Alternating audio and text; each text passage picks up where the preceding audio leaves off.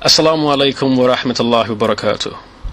I did make a video a while back about Surah 86 verses 5 to 7, and I believe one of Christian Prince's minions found the content unsettling, so they decided that their master responded to it. In this video I intend to make myself more clear, inshallah.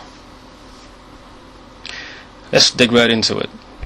An expression used in Surah 86 verse 7, al-tara'ibi, has often been generally translated as ribs, as the expression denotes arched bones.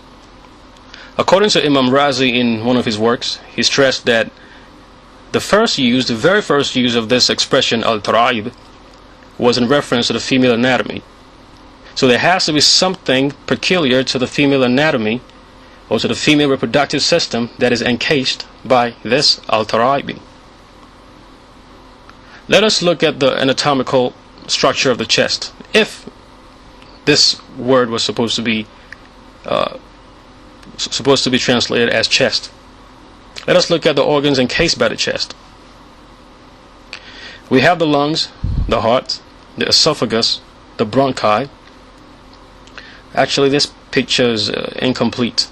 It should include the diaphragm, part of the stomach, gallbladder, pancreas, and part of the liver.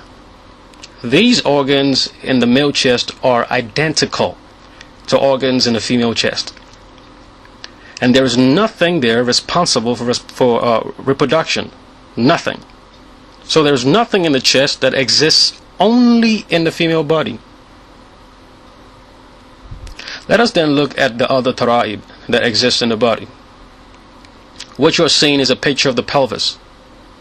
You will notice the arch of the two bones join in the middle to form an almost perfect circle. This is another view of the same bone, and you should be able to see the round hollow in the middle of the bones. Now let's look at the bone and the organs encased by the bone. That there is a female reproductive system, and we see the ovary, the fallopian tube, and the uterus, which is the medical term for the womb. These organs do not exist in the male anatomy at all. They're peculiar only to the female anatomy. To further prove that this ayah is talking about the pelvis, let's look at the organ without the bone. The system, the organs without the bone.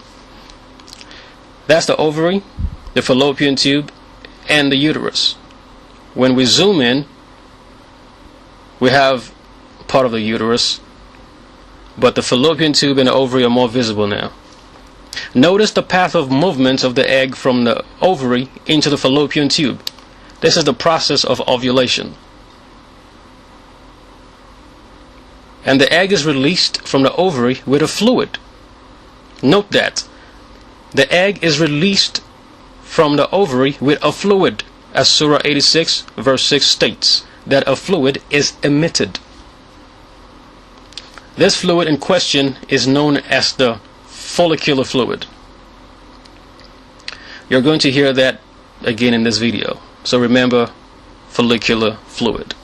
According to Ibn Kathir, the Prophet ﷺ described what this fluid, this follicular fluid, looks like. And I'll let Christian Prince read it to us. Please listen. So, the Prophet of Islam, he explained this. He said, in the fluid, this is the fluid of the woman, is yellow and fine in texture. Hello? Thank you, Christian Prince. Now I want listeners to paint a mental picture. Let's go to 7th century Arabia and view a man with no formal education, with inability to write, inability to read, no access to labs, no access to hospitals, no access to syringes or surgical equipment. Let's picture him say what Christian Prince has just read to us. Now let's fast forward to our own time. With all the technological advances, the access to numerous research material, access to syringes and surgical equipment, ability to read and write in most cases, and the privilege of a formal education. Let us look at what scientists say about the follicular fluid. I did post a link in the video description, and this link is posted in PDF format, so you probably need Adobe to read it. So you can go straight to the page in question. Of the 9 pages, in page 4 of this research article, these scientists describe the follicular fluid, and this is what they had to say. Mind you, this quotation is under the subtopic Assessment of Increased Proteins in the Follicular Fluid of Bovine Follicular Cyst. And in the 3rd paragraph of that subtopic, and I quote, "Follicular fluids from normal follicles were generally palish yellow to yellow." End of quote. Did you catch that? Let's go at it again. Follicular fluids from normal follicles were generally palish yellow to yellow. Now I ask you, where did Muhammad ﷺ get this knowledge, if he were not a prophet? A man who could not read, a man who could not write, a man who had passed away 1400 years ago, at a time and in a society where basic formal education was a privilege to very few. I don't mean to be presumptuous, but I believe that many people who are listening to this right now are hearing about the description of the follicular fluid for the first time, except you're into health sciences, or you're aware of this hadith. But 1400 years ago, somebody already knew it and described it in almost the same terms as 21st century scientists. All I can say is Allahu Akbar. My intention for making this video is to strengthen our faith in Allah subhanahu wa ta'ala and deepen our love for the Rasulullah sallallahu alaihi wasallam.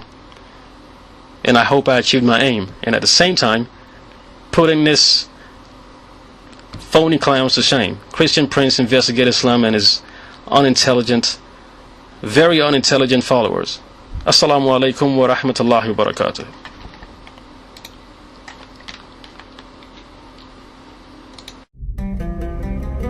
Thank you.